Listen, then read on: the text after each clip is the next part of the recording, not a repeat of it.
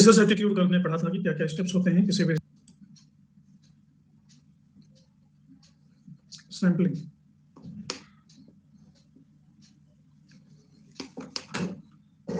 Sampling किसे कहते हैं, रिसर्च में इनका क्या कार्य है और कैसे ये इनके कितने प्रकार होते हैं,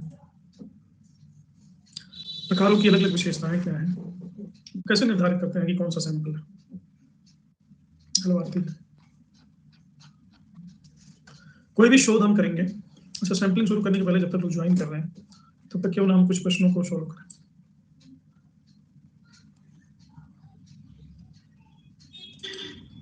यदि कोई अनुसंधान समस्या विजातीय जनसंख्या से संबंधित है, जैसे प्रश्न जो आते हैं, मैं पहले कुछ प्रश्नों के उदाहरण देता हूँ आपको, फिर अच्छे से समझ में आएगा कि सैम्पलिंग का मतलब क्या होता है और इससे कैसे प्रश्न आते हैं।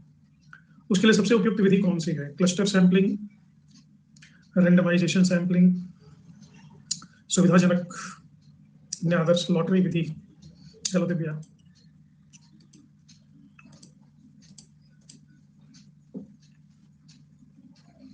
अब इस क्लास को देखने के बाद आप इस प्रकार के प्रश्न को सॉल्व करने में सक्षम हो जाओगे।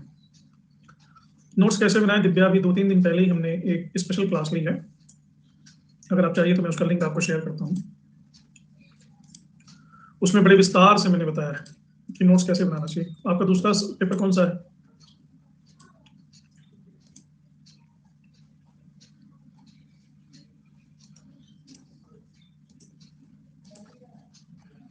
सेकंड पेपर कौन सा है?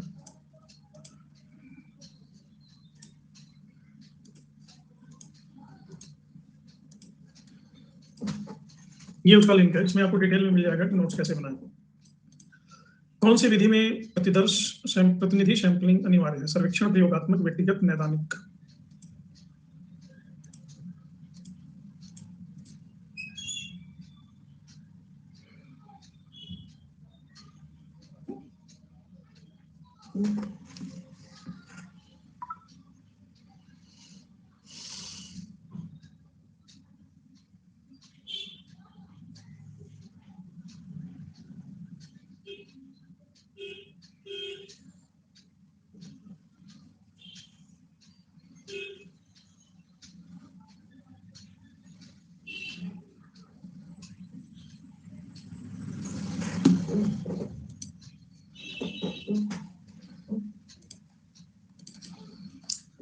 तो इस प्रकार के प्रश्न आते हैं। मैं थोड़ा सा आपको डेमो दे रहा था, अब मैं सीधे बात करता हूँ सैंपलिंग की। लिंक कॉपी नहीं करना है, लिंक पे क्लिक करना है। हेलो संगीता, सैंपलिंग को हिंदी में कहते हैं,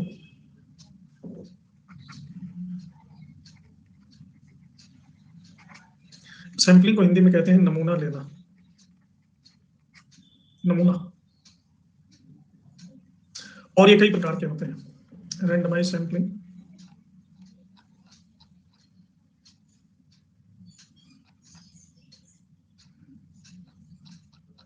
इनको हम क्रमशः बात करेंगे क्योंकि रिसर्च एप्टीट्यूड में सैंपलिंग का बहुत ही इंपॉर्टेंस है। आप किसी चीज के हर एक पहलू पर रिसर्च नहीं की, जैसे मान लीजिए पॉपुलेशन पे आपको रिसर्च करना है, तो पूरी दुनिया में घूम घूम करके सारे पॉपुलेशन पे रिसर्च आप नहीं करेंगे। जनसंख्या पे, पूरी दुनिया के जनसंख्या पे रिसर्च आप नहीं कर सकते। आप पूरी दुनिया में करना है तो कुछ अमेरिका के लोगों से बात कर सकते हैं, कुछ इंडिया, 7 महाद्वीप हैं, इन 7 महाद्वीप के 100 लोगों से आप जरूर बात कर सकते हैं, इन 100 लोगों पर रिसर्च आप जरूर कर सकते हैं, और इनसे जो भी हमें निष्कर्ष प्राप्त होगा वही हमारे शोध का निष्कर्ष होगा। तो जो भी निष्कर्ष मिलेगा उसको हम पूरी दुनिया का निष्कर्ष मानेंगे। आपने इलेक्शन के आसपास एग्जिट पोल का सुना होगा,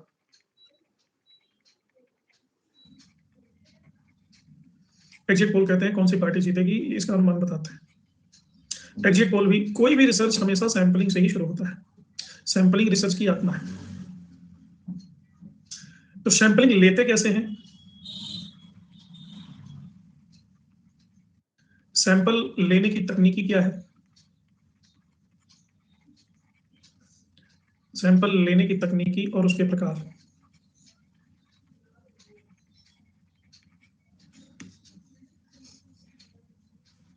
एक एक करके इनको हम डिस्कस करेंगे।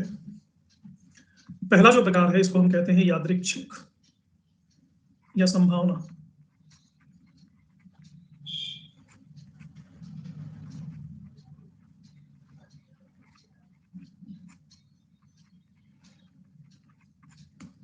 इसको इंग्लिश में बोलते हैं रैंडमाइजेशन।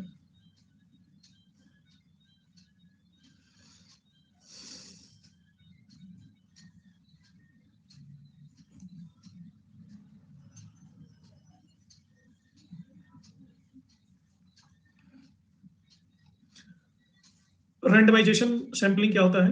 मान लीजिए किसी पॉपुलेशन पे आप काम कर रहे हैं और उस जैसे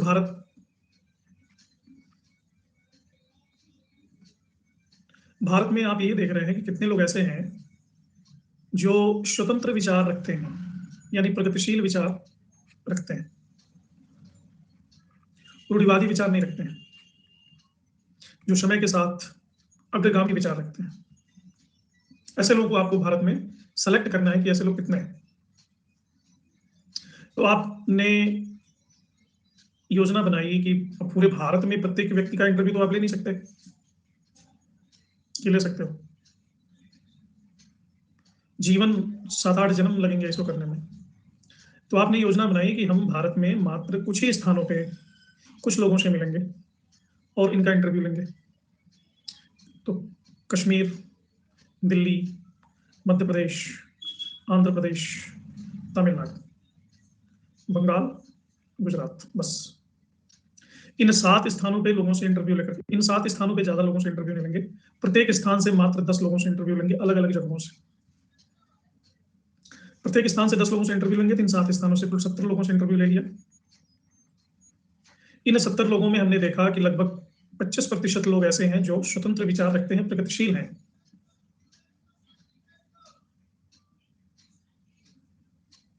तो इस प्रकार का सैंपलिंग को कहते हैं संभावना सैंपलिंग या यादृच्छिक सैंपलिंग या रैंडम सैंपलिंग।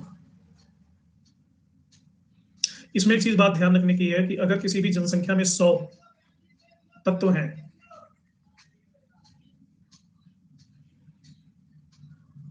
या किसी सोसाइटी में 100 लोग ऐसे हैं, तो नमूना सैंपलिंग में चयनित होने का प्रत्येक तत्व का अवसर होता है 1/100 बस।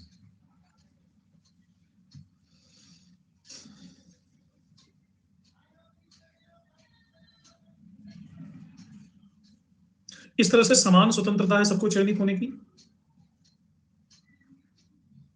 लेकिन ऐसा भी हो सकता है कि वो चयनित ना हो। इसे कहते हैं मार्जिन ऑफ एरर।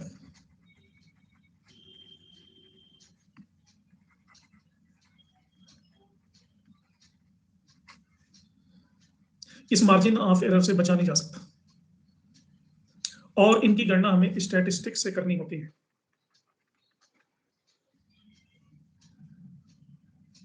तो ये जो संभावना सैंपलिंग होती है, पॉसिबिलिटी सैंपलिंग या रैंडम सैंपलिंग, इसके भी कई तरीके होते हैं, इसके भी कई प्रकार हैं।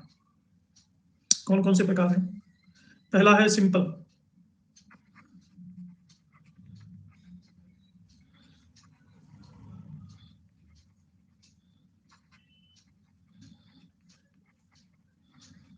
सिंपल रैंडम सैंपलिंग ये क्या होता है?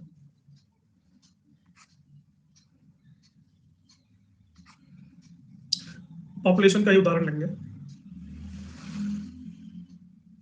किसी भी पॉपुलेशन में हम किसी विशेष तत्व पर रिसर्च कर रहे हैं, जैसे किसी भी जनसंख्या में ग्रेजुएट से ऊपर शिक्षित स्त्रियों का प्रतिशत क्या है। तो ये बड़ा साधारण सा है। तो हम कुछ पॉपुलेशन के, मान लीजिए 7 कॉलोनीज है किसी सिटी में, एक छोटी सी जगह में, इन 7 कॉलोनीज में हम 20-20 लोगों को चयनित कर लिए और उनसे इंटरव्यू ले लिया। हमने देखा कि 3% ऐसी महिलाएं हैं जो BA से भी ज्यादा, ग्रेजुएशन से भी ज्यादा शिक्षित है। ये सिंपल रैंडम सैंपलिंग है। इसमें से महिलाओं के ऊपर हम काम कर रहे हैं और बड़े ही साधारण प्रश्न पर काम कर रहे हैं कि पोस्ट ग्रेजुएशन की कितनी महिलाएं हैं, कितने प्रतिशत। समझ में तो आ रहा सभी को? नहीं आ रहा?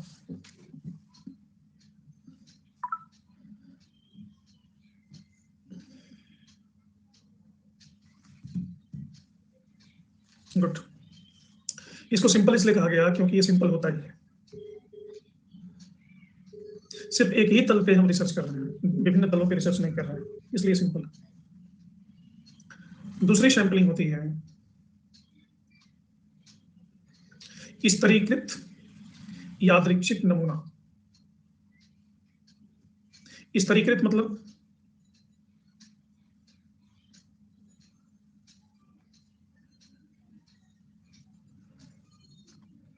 स्ट्रेटिफाइड।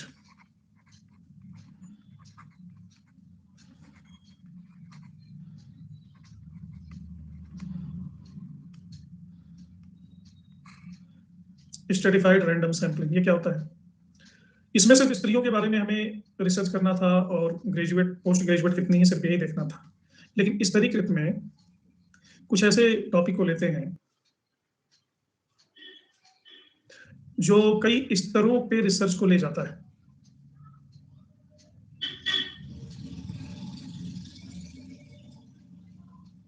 जैसे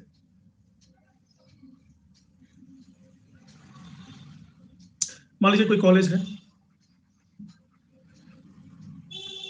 और उस कॉलेज में 1000 लोग पढ़ते हैं।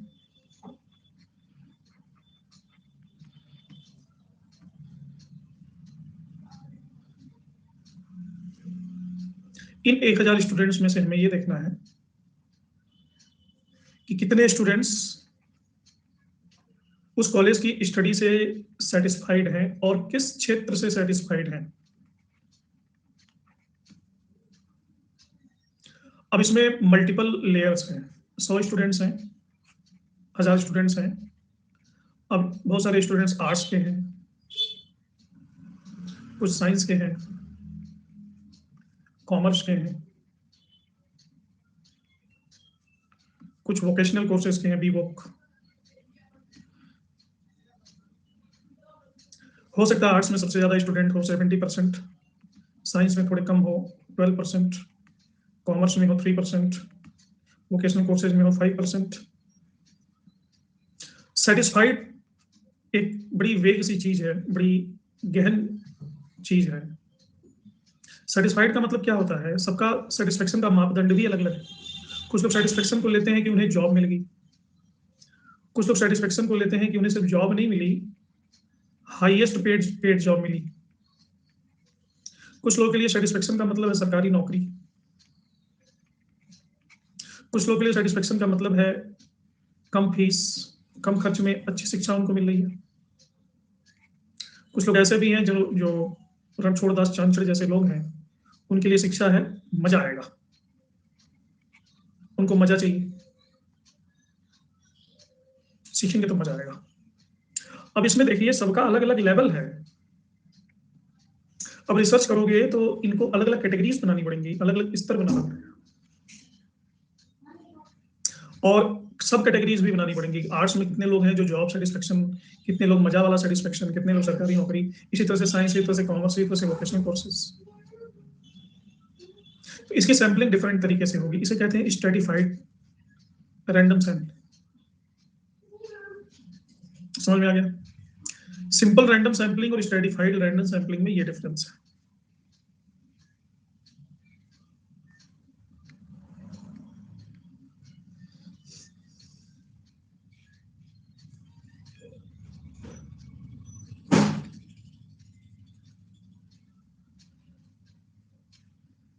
ठीक है। तीसरा, इसको कहते हैं क्लस्टर सैम्पलिंग।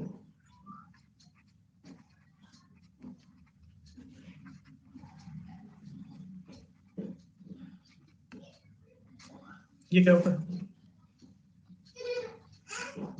एक चीज आपको ध्यान में ये रखना है कि सिंपल रैंडम सैम्पलिंग और स्ट्रेटिफाइड रैंडम सैम्पलिंग उन परिस्थितियों में अपनाया जाता है जब जनसंख्या का आकार छोटा होता है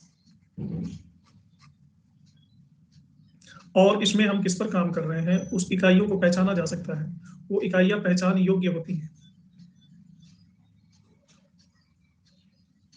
लेकिन ये कुछ हजार में, कुछ 100 में ये हम दोनों सैंपलिंग को यूज कर सकते हैं। लेकिन जहां लाखों करोड़ों की बात है,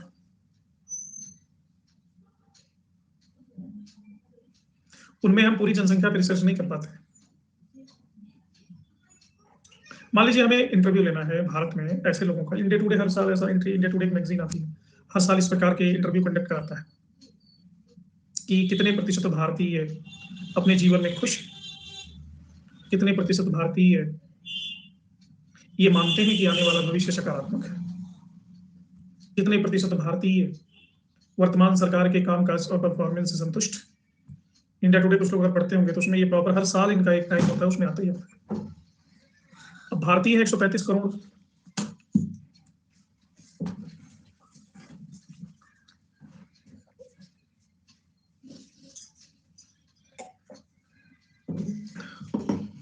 भारतीय 135 करोड़ है। अब कैसे, अब खुश है कितने लोग, इसको कैसे मापोगे, कितने प्रतिशत पूरे भारत में खुश है?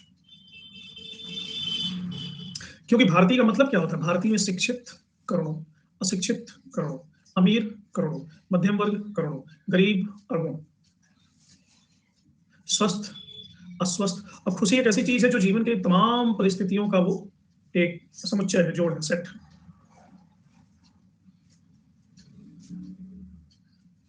तो इसमें हम रिसर्च करने के पहले पहले देश के स्तर पर प्रदेशों का चयन करते हैं, राज्यों का चयन करते हैं, फिर राज्यों में जिलों का चयन करते हैं,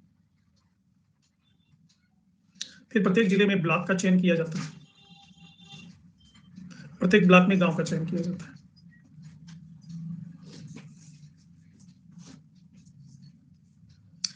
ये जो छोटी होती जाने वाली इकाई है, पहले सबसे बड़ा, फिर उससे छोटा, फिर उससे छोटा,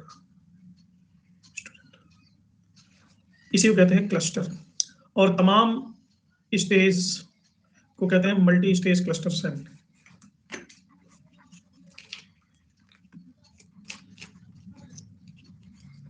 मल्टी स्टेज क्लस्टर सैंपलिंग, इसी को संक्षेप में कहा जाता है क्लस्टर सैंपलिंग। ये 3 तरीके हैं रैंडम सैंपलिंग के, simple random sampling, standard random sampling और क्लस्टर सैंपलिंग। ये तीनों समझ में आ गए? ये नमूना लेने की तकनीकी के प्रकार है। कौन से नमूना लेने के? संभावना वाले नमूना या यादृच्छिक नमूना।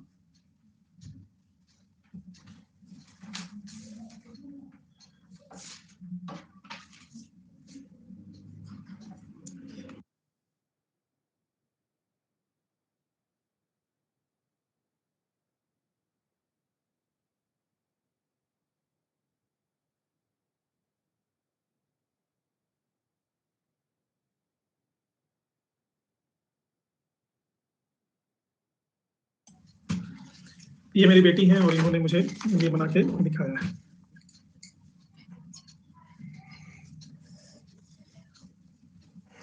ये पूरी फैमिली का फोटो बना है, फैमिली पिक्चर बनाया है।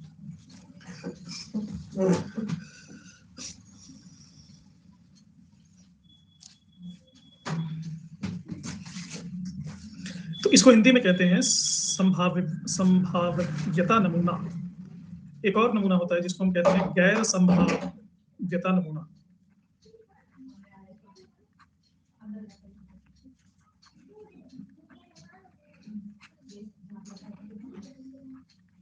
इसके भी अनेक प्रकार हैं। संभाव्यता और गैर संभाव्यता में क्या फर्क है? Probability and non probability sampling में क्या फर्क है? जो नॉन प्रोबेबिलिटी सैंपलिंग है, इसमें रिसर्चर की सुविधा का बड़ा ध्यान रखा जाता है और ये आसान होता है। इसमें कम समय लगता है,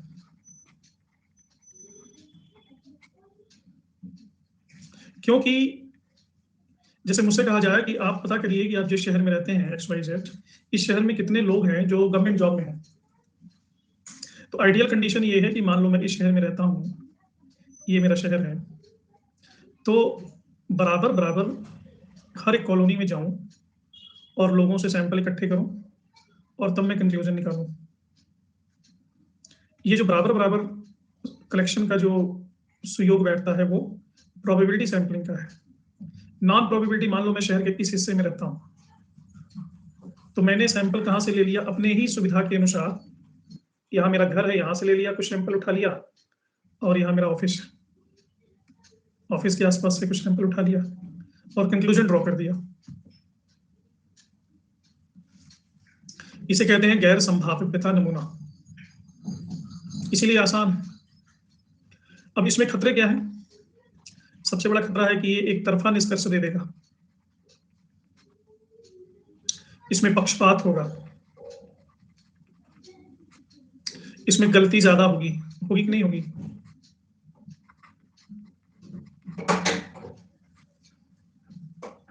अब इसके भी प्रकार हैं, इसके प्रकारों को हम बांट सकते हैं इन भागों में।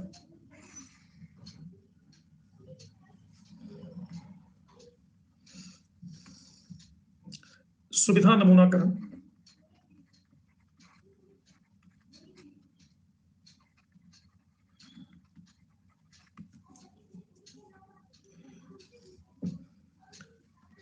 इसमें रिसर्चर जनसंख्या के जानकारी के लिए सबसे आसान और सुलभ सदस्यों का चयन करता है।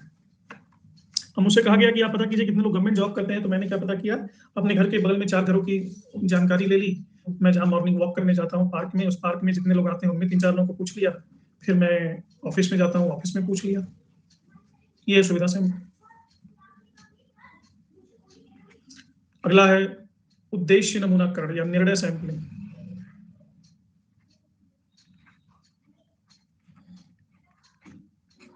उद्देश्यपूर्ण सैंपलिंग,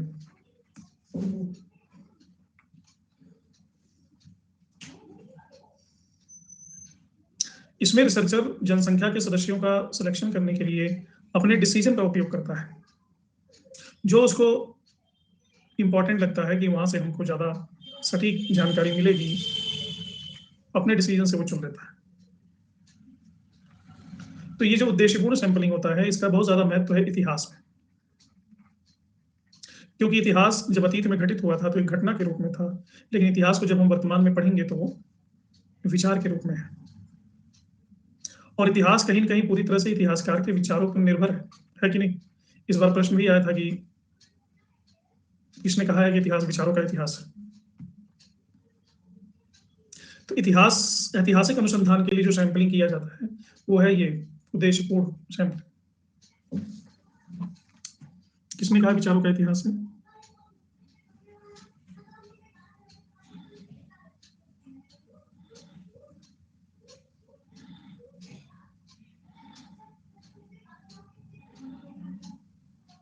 कॉलिंगवुड, कॉलिंगवुड की किताब ही है द आइडिया ऑफ हिस्ट्री।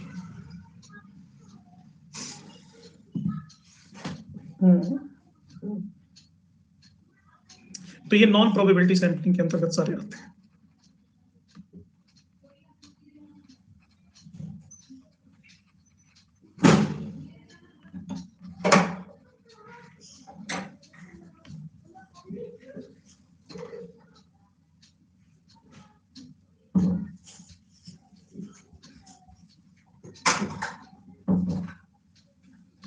तो उद्देश्यपूर्ण सैंपलिंग समझ गया क्या होता है?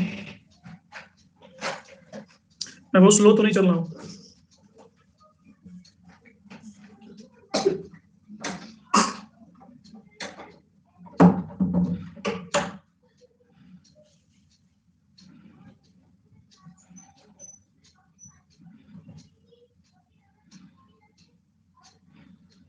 तो जो सुविधा सैंपलिंग है इसको कहते हैं कन्वीनियंस सैंपलिंग।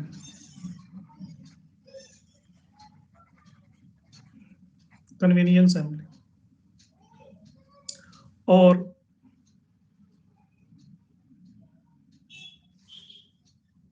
मजा आ रहा है? दूसरा जो मैंने बताया निर्णय नमूनाकरण या उद्देश्यपूर्ण नमूनाकरण, इसको कहते हैं वॉलंटरी रिस्पॉन्स सैंपलिंग।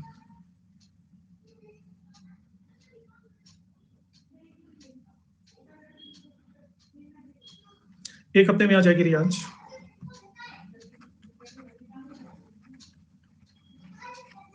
लेकिन आप अपना रियाज जारी रखिए, ढीला पड़ने की आवश्यकता नहीं है।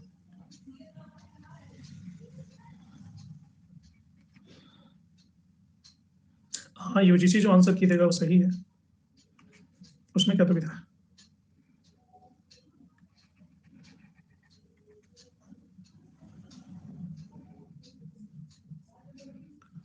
तीसरा, सॉरी मैंने गलत कर दिया क्या?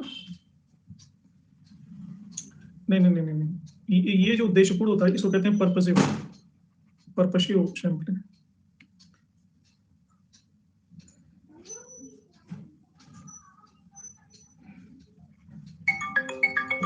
एक मिनट।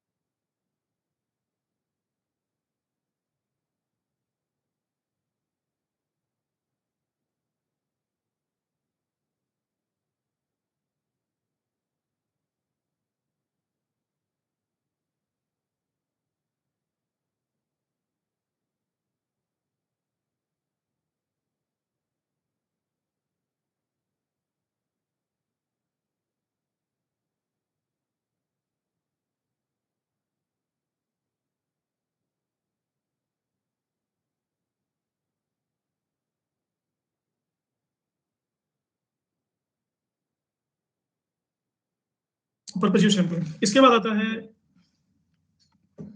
कोटा सैंपलिंग, आंशिक नमूनाकरण। ये क्या होता है? रियाज ने तो झंडे गाड़े हैं, रियाज के ना पूछो।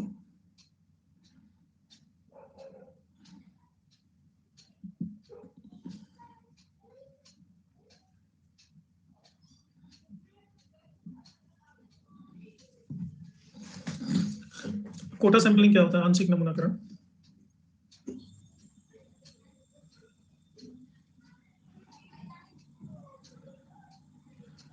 हाँ, अनमोल तुम कितनी ज्ञानी हो। बचपन से ही थे कि बाद में ऐसी घटना घटी?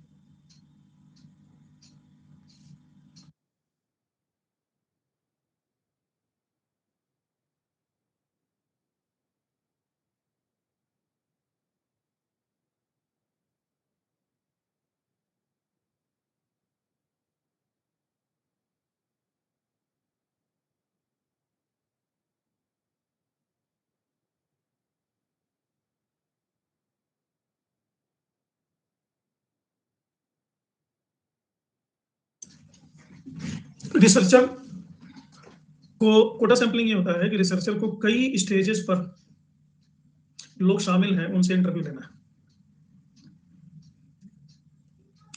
जैसे मैं ये कहूं कि एक समाज, एक मतलब कॉलोनी या एक शहर है, और वहां से आप जितने भी प्राइवेट सेक्टर वाले जितने भी जॉब हैं, सैलरीड पर्सन हैं, उनमें से ये इनका पता लगाइए जो अपने जॉब से सेटिस्फाइड है। एक मैंने आपको रिसर्च क्वेश्चन दे दिया। अब सैलरीड पर्सन का मतलब क्या? गवर्नमेंट जॉब में भी है, प्राइवेट जॉब में भी है। ऐसे भी लोग हैं जो दुकानों पे काम करते हैं, ऐसे भी लोग हैं जो मनरेगा में काम करते हैं, ऐसे भी लोग हैं जो छोटे मोटे अपने रोजगार करते हैं, ऐसे भी लोग हैं जो वीवीआईपीज, आईएएस ऑफिसर्स, पीसीएस हैं, जज हैं। इन सभी को सैलरी मिलती है। तो लेकिन हमारे पास बहुत सारी श्रेणियां बन गई ना, बहुत सारे सीरीज बन गए अलग अलग लोगों के। ये क्लास 1 है, ये क्लास 2 है, ये क्लास 3 है, ये क्लास 4 है, ये उससे भी नीचे वाला क्लास 5 है। अब इन सभी का हमको बनाना है, पहले तो इन सभी को श्रेणियों में बांटना है। बांटने के बाद इनका अलग अलग इंटरव्यू लेना है। इसी को कहते हैं कोटा सैंपलिंग, आंशिक नमूनाकरण। इसके बाद होता है आकस्मिक नमूनाकरण, यानी एक्सीडेंटल सैंपलिंग।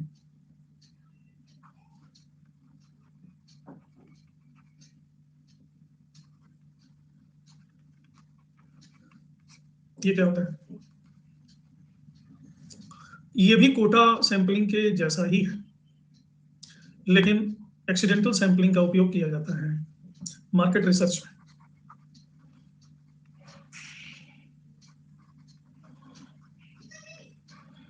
बाजार में,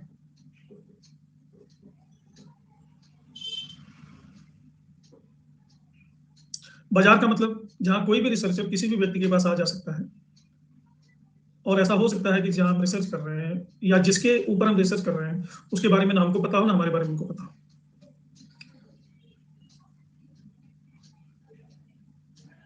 एक्सीडेंटल इसको इसलिए कहा जाता है कि आकस्मिक होता है, फटाफट किसी मार्केट में घुस गए और लोगों से इंटरव्यू लेना स्टार्ट हो गया। कोटा आकस्मिक नहीं होता है। कोटा सैंपलिंग में बाकायदा इनके विभिन्न विभिन्न सीरीज बनाते हैं जिनसे हमको नमूने लेने हैं, और पहले से हमें पता होता है कि किसका साक्षात्कार करना है। ऑफिस नंबर A D में शर्मा जी, गोयल साहब, तिवारी जी और राठौर, इन 4 लोगों को हम इंटरव्यू लेंगे, ये पता होता है। एक्सीडेंटल सैंपलिंग में हमें कुछ नहीं पता होता है। हम मॉल में घुस गए, जो भी मिल गया, हाँ जी आपका नाम क्या है, 2 मिनट क्वेश्चन आपके कर सकते हैं, हाँ तो आप बताइए भारत किस दिशा में आगे बढ़ रहा है। तो कहेगा जी भारत तो बहुत आगे बढ़ गया। तो कोई कितना आगे बढ़ गया? जी बहुत आगे बढ़ गया, हमको तो भारत दिखाई नहीं देता, मैं एक बार छत पे चढ़ के देखा, नहीं दिखाई दिया। तो पूछेंगे आप भारत किसको समझ रहे हैं? भारत यानी हमारा देश। हाँ जी अपना देश कहाँ दिखाई देता, बताओ हमारा देश कहाँ है? कहोगे मतलब ये जहाँ खड़े हो जो जमीन है वो देश में ही तो खड़े हो आप। नहीं जी वो देश की धरती है, देश कहाँ है, देश बताओ कहाँ है? मैं कभी देश कोई आदमी नहीं है जिसको हम बता दें कि ये देश है। देश इस पूरे जमीन को और बहुत सारी चीजें एक साथ उसमें इंक्लूडेड है, राष्ट्रीयता, बिलोंगिंगनेस, यूनिटी, सभी का एक समुच्चय है वो देश। कहा चलो समुच्चय मुच्चय ठीक है, लेकिन देश तो नहीं दिख रहा ना आपको, देश आगे बढ़ गया।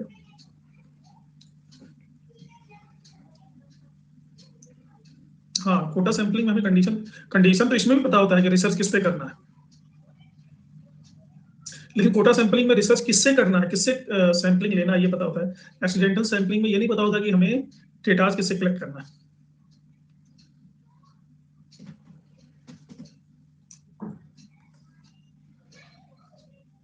अच्छा उन्होंने देखा नहीं है अभी तक। इसके बाद अगला है स्नोबॉल सैंपलिंग।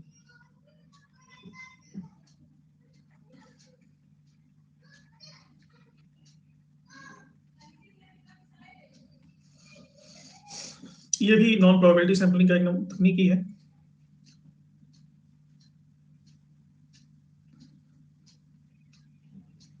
और इसमें मौजूदा अध्ययन के विषय अपने ज्ञान के बीच में से भविष्य के विषय लिए जाते हैं।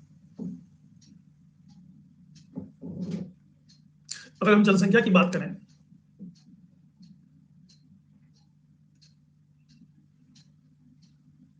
स्नोबॉल क्या होता है पता है? स्नोबॉल क्या होता है? स्नोबॉल से यहाँ क्या तात्पर्य है? बर्फ का गोला, क्या तात्पर्य है?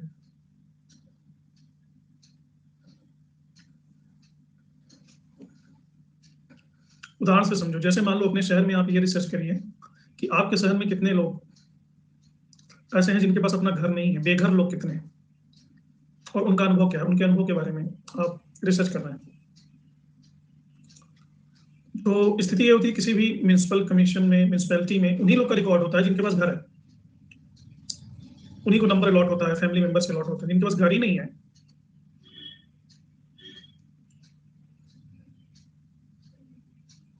उनका रिकॉर्ड ही नहीं है। तो यहाँ पे प्रोबेबिलिटी सैंपलिंग तो पॉसिबल ही नहीं है।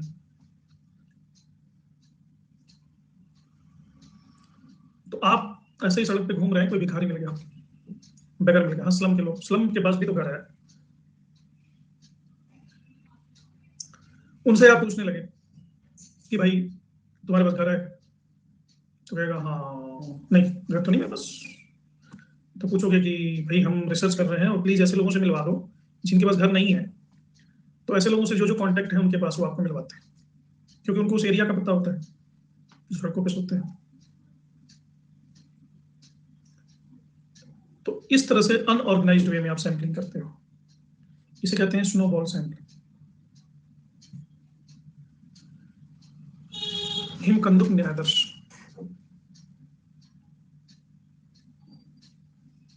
यानी अपने ज्ञान के बीच में से भविष्य के विषय लिए जाते हैं इसमें। समझ में आया स्नोबॉल?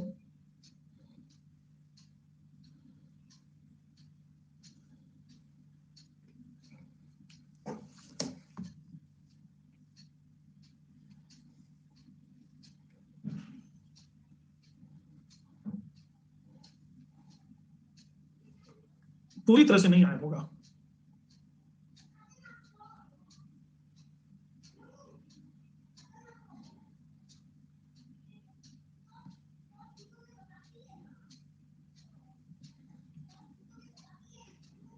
बिल्कुल समृद्धि।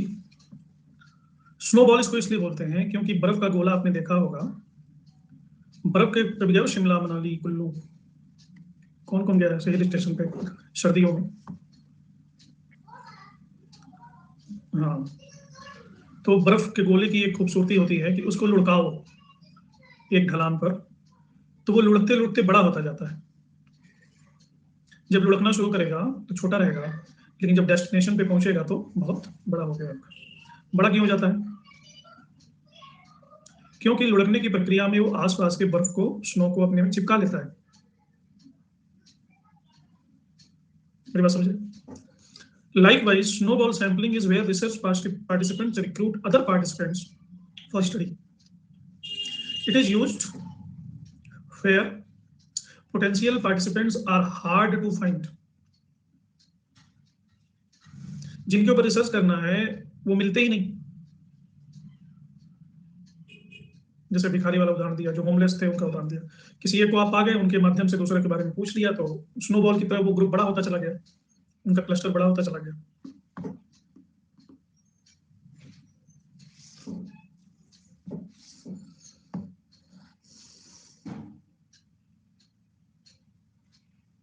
ये नॉन प्रोबेबिलिटी सैंपलिंग है।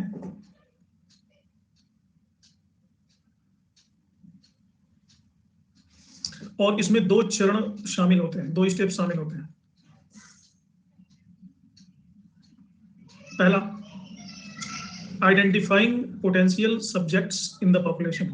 जिस पर रिसर्च करना है उसकी शुरुआत में कुछ लोगों को आपको आइडेंटिफाई करना होता है जिनसे हम अपना रिसर्च शुरू कर सकते हैं, और बड़े कम मिलते हैं, एक या दो। ये पहला स्टेज है। दूसरा स्टेज क्या है? Ask two subjects to recruit other people and then ask those people to recruit. Participants must be made aware that they do not have to provide any other names.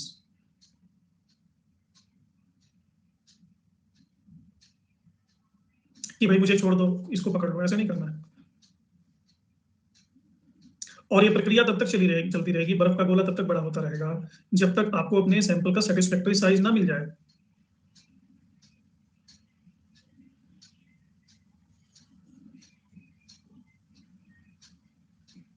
Clear? अब किसी को doubt?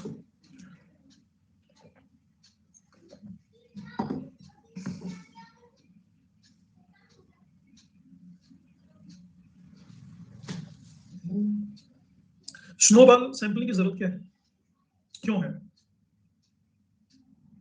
इसकी जरूरत इसलिए है कि इस समाज में ऐसे बहुत सारे लोग हैं जिनके ऊपर रिसर्च करना जरूरी है और वो अपनी आइडेंटिटी को छुपा के रखते हैं। कौन से ऐसे लोग हैं? आपको प्रोस्टिट्यूट्स पे रिसर्च करना है, एड्स के जो रोगी हैं उन पे रिसर्च करना है। अभी तो लोगों ने कोरोना को भी छुपाना शुरू कर दिया। आपको क्रिमिनल्स पे रिसर्च करना है, क्रिमिनल्स पे। अब क्रिमिनल अपने आप को बताएगा थोड़ी ना कि मैं क्रिमिनल हूं।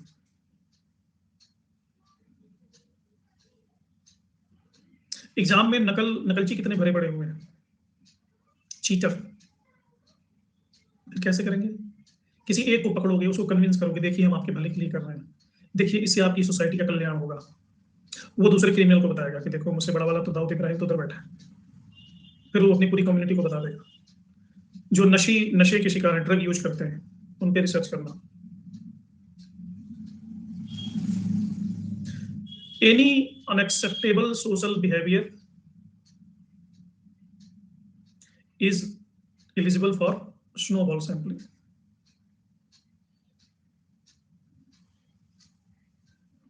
हाँ 2021 से क्वेश्चन करा देंगे, डोंट वरी। कौन सा एग्जाम है तुम्हारा? अभी उत्तराखंड का एक वैकेंसी निकला है, मैंने देखा, मुझे बहुत अच्छा लगा। क्यों? शायद भारत की पहली ऐसी वैकेंसी है जिसमें उन्होंने कोई फीस चार्ज नहीं किया है, कि जो बेरोजगार हैं बेचारे 1500, 2000, 2500, 3000 फीस कहाँ से देंगे। उत्तराखंड की वैकेंसी देखी ना आप लोगों ने, जो सर्विस कमीशन से निकली है, किसी ने ग्रुप में शेयर किया था।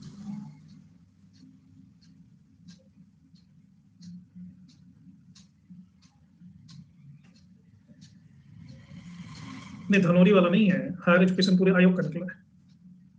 गवर्नमेंट को समझना चाहिए कि जो बेरोजगार है वो 1500, 2000 रुपया फीस कहाँ से देगा, उसके पास सोर्स ऑफ इनकम नहीं है। और ये मैं कई सालों से सोच रहा था, उत्तराखंड की पहली ऐसी वैकेंसी आई है। हाँ, यूपी में 2000 फीस है, पंजाब में भी निकली थी, स्टे लग गया, 1500 फीस है। तो स्नोबॉल सैंपलिंग क्यों किया जाता है समझ में आ गया।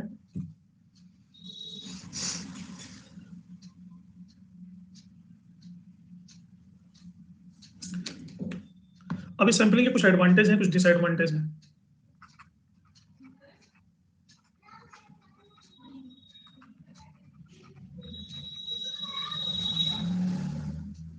एडवांटेज क्या है?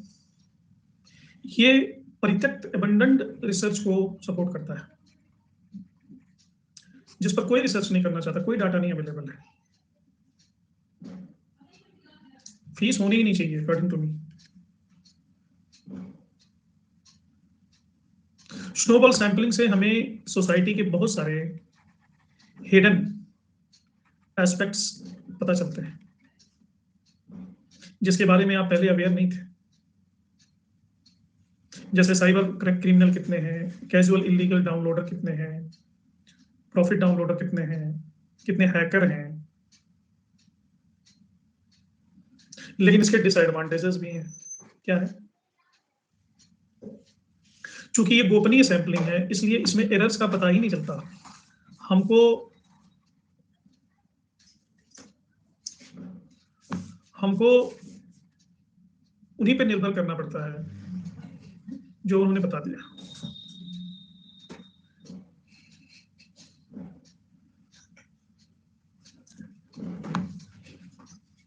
स्नोबॉल सैंपलिंग को एक और नाम दिया जाता है कोल्ड कॉलिंग,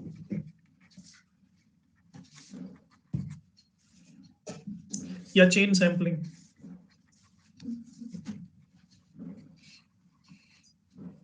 या चेन रेफरल सैंपलिंग,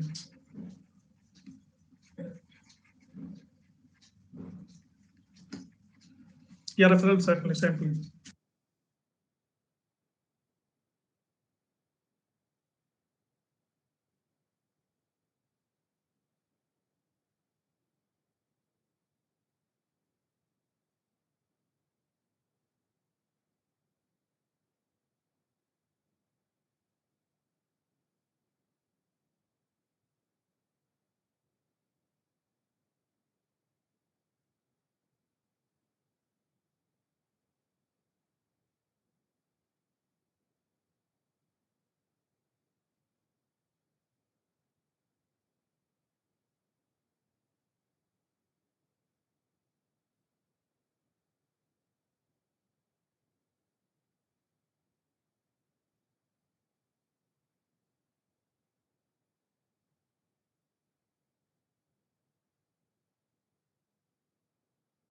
कल मैंने स्पेशल क्लास कल परसों लिया था 9 बजे वाली क्लास में, उसका नाम है क्या हो नेट जेआरएफ में सफलता के आगे की रणनीति।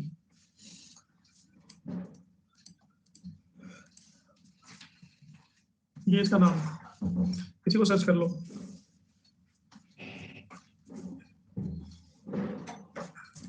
अब नेक्स्ट है, नमूने की रूपरेखा तैयार करने के लिए 3 निर्णयों की आवश्यकता होती है, यानी सैंपलिंग डिजाइन।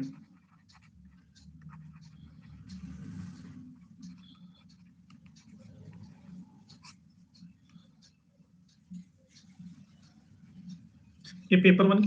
अच्छा, ये जो अभी चल रही है इसके बारे में पूछ रही हूँ? नहीं, वो स्ट्रेटजी की क्लास है, किसी पेपर की क्लास नहीं है। वो ओवरऑल सभी के लिए 1 और 2 दोनों।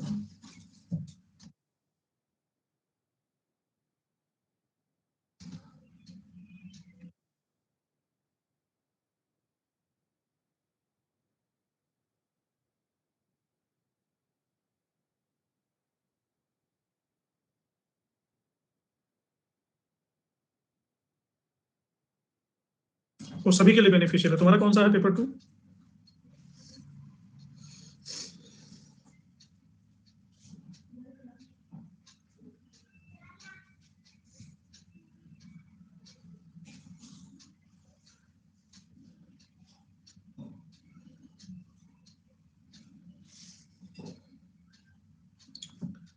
पहला है खुद नमूना।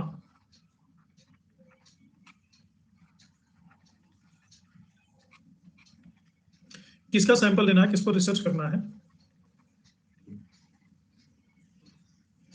यह इस पर डिपेंड करता है कि किस प्रकार के नॉलेज की जरूरत है, कौन सा नॉलेज चाहिए।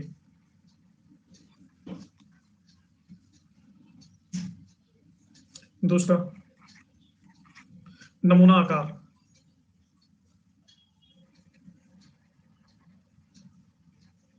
यानी सैंपल साइज।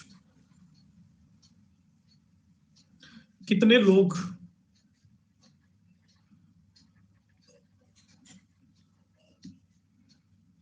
ये डिसाइड करना पड़ता है इसमें कि आकार क्या होना चाहिए, क्योंकि हमेशा ऐसा देखा गया है कि जो बड़ा आकार होता है सैंपल का, वो छोटे आकार से ज्यादा विश्वसनीय परिणाम देता है।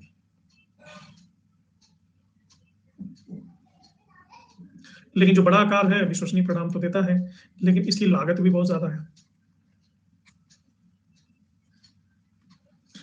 छोटा आकार है, कम परिणाम देता है, लेकिन इसकी लागत कम है।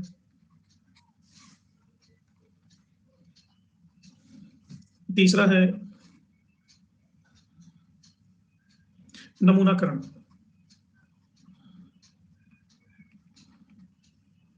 ये डिसाइड करना बहुत जरूरी है सैंपलिंग में कि इस पे कौन सा सैंपलिंग काम करेगा। दो प्रकार की सैंपलिंग मैंने भी आपको बताई थी। कौन कौन सी सैंपलिंग?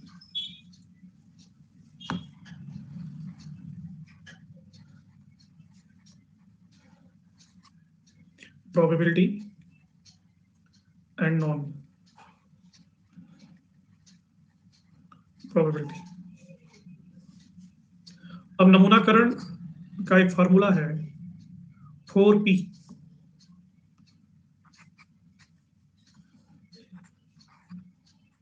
4P। 4P क्या है? जो भी आप रिसर्च कर रहे हो उसका पर्पज, यानी अध्ययन का उद्देश्य पता होना चाहिए। दूसरा पॉपुलेशन,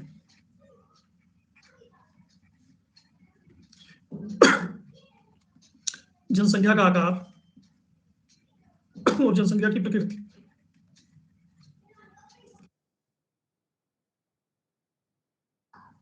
तीसरा प्रोसीजर,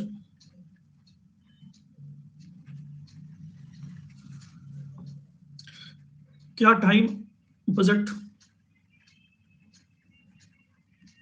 और रिसोर्स अवेलेबल है। और चौथा पब्लिकेशन,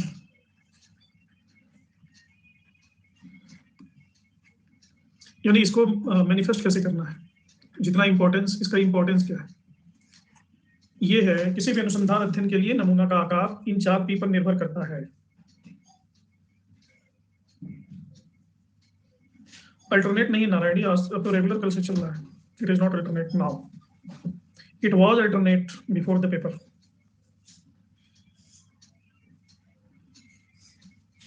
समझ गए नमूना का साइज वाइज कैसे पता करना है। This was all about sampling. मैंने आपको बताया सैंपलिंग किसे कहते हैं, उसकी परिभाषा क्या है, सैंपलिंग की रिसर्च में क्या महत्ता है, प्रोबेबिलिटी और नॉन प्रोबेबिलिटी सैंपलिंग किसे कहते हैं, प्रोबेबिलिटी के सैंपलिंग के जो 3 प्रकार हैं, simple random sampling, stratified random sampling और क्लस्टर सैंपलिंग, वो क्या होता है उसके बारे में डिटेल में। फिर नॉन प्रोबेबिलिटी सैंपलिंग में कन्वीनियंस सैंपलिंग, ऑब्जेक्टेड सैंपलिंग या पर्पसिव सैंपलिंग, कोटा सैंपलिंग और स्नोबॉल सैंपलिंग, उसके बारे में बताया। फिर स्नोबॉल सैंपलिंग जो कि खास है उसके बारे में बताया, उसके क्या प्लस है क्या माइनस है, और सैंपल डिजाइन क्या होता है, 3 प्रकार इसके कौन कौन से होते हैं और इनको किस आधार पे निर्धारित करते हैं। तो ये जो बताया क्या वो आपको समझ में आया?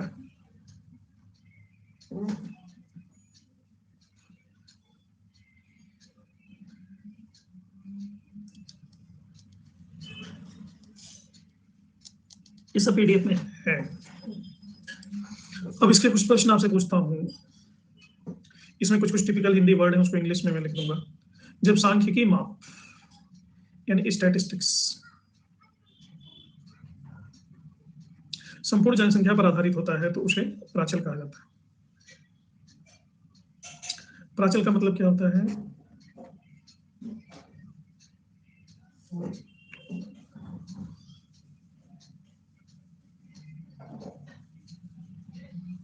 प्राचल की हिंदी क्या होगी? इंग्लिश?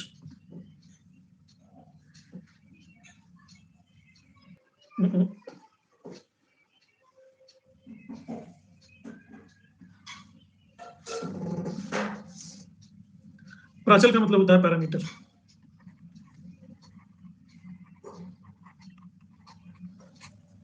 लेकिन जब मेजरमेंट सैंपल पर आधारित होता है, न्यादर्श पर, तो उसे क्या कहा जाता है? Sample parameter.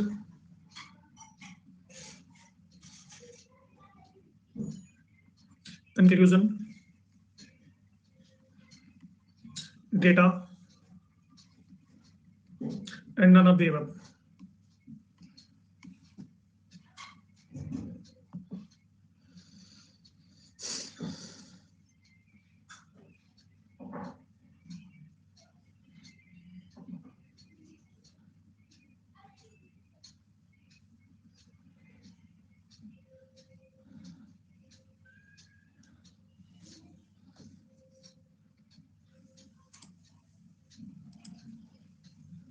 इन्हें आंकड़ा कहते हैं, डेटा कहते हैं।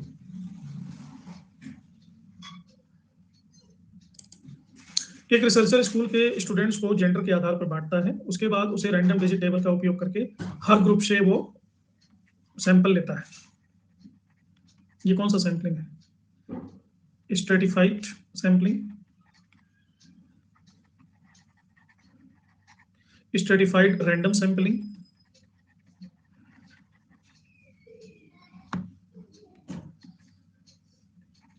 रिप्रेजेंटेशन सैंपलिंग, या उपरोक्त में से कोई नहीं?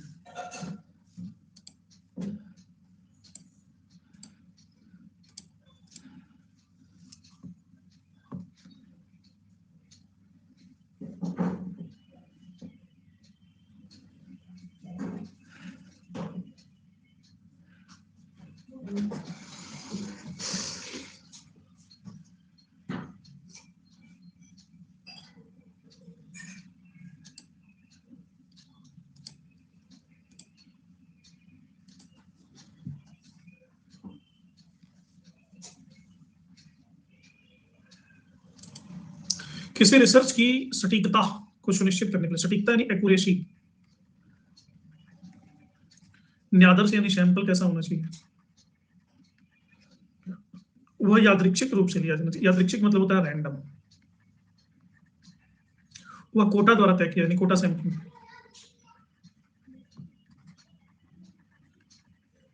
जनसंख्या का प्रतिनिधि करने वाला होना चाहिए, यानी पूरे पॉपुलेशन को रिप्रेजेंट करे सैंपल, ऐसा हो। स्वदेशीपूर्ण होना चाहिए, यानी वेल ऑब्जेक्टेड होना चाहिए।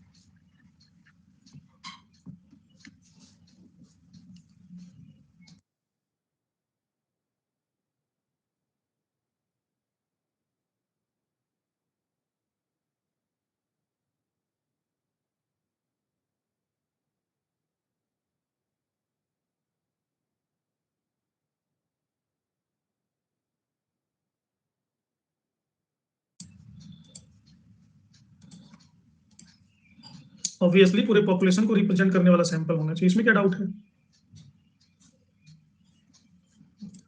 क्वेश्चन नहीं समझ रहे हो? रिसर्चर सैंपल का साइज कम रख सकते हैं किस कंडीशन में? अगर वो हेट्रोजीनियस हो, मतलब पॉपुलेशन अगर हेट्रोजीनियस हो, पॉपुलेशन अगर अनएक्सेसिबल हो, पॉपुलेशन अगर होमोजीनियस हो। होमोजीनियस समझते हो ना?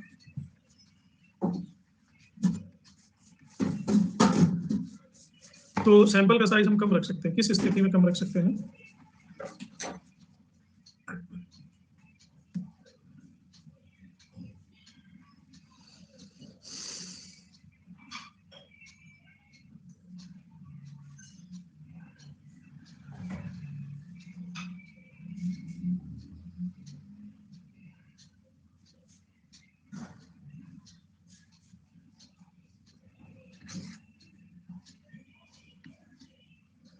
एक जैसा होने पर, होमोजीनियस होने पर, सजातीय होने पर। जैसे मैं आपसे कहूँ कि किसी कॉलोनी में बस ये पता कर लो कितने लोग नौकरी कर रहे हैं, कितने लोग जॉब हैं, कितने लोग सैलरीड हैं, नौकरी कर रहे हैं, कितने परसेंट, तो ये लगभग सजातीय हो गया।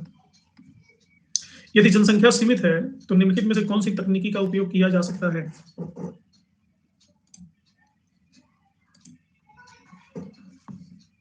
क्षेत्र न्यायादर्श, स्वदेशी न्यायादर्श, व्यवस्थित न्यायादर्श। क्षेत्र न्यायादर्श यानी कोटा सैंपलिंग, स्वदेशी न्यायादर्श यानी ऑब्जेक्टेड या पर्पसिव, ऑब्जेक्टेड नहीं पर्पसिव।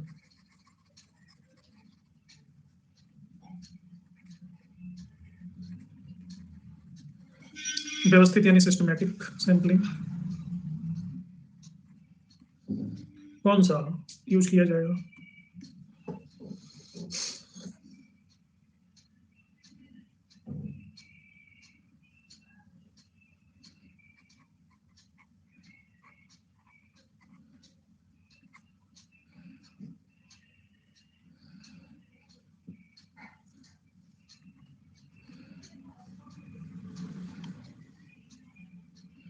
सिस्टमैटिक सैंपलिंग यूज किया जाएगा।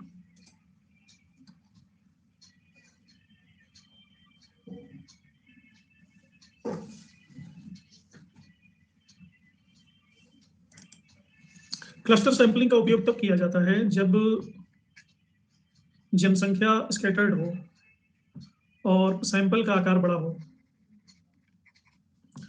विजातीय हो, लंबे सर्वेक्षण की आवश्यकता है, लॉन्ग रिसर्च, या दोनों।